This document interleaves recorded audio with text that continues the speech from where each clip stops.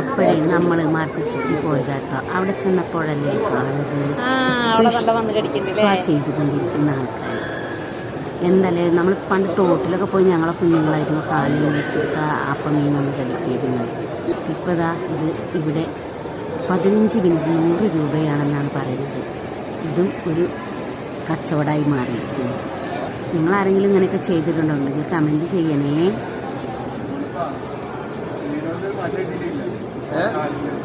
5 മിനിറ്റിന് എത്ര? 100 രൂപ.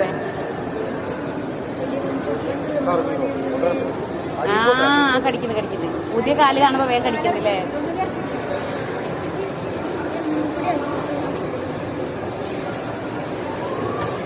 കടിക്കണ്ട.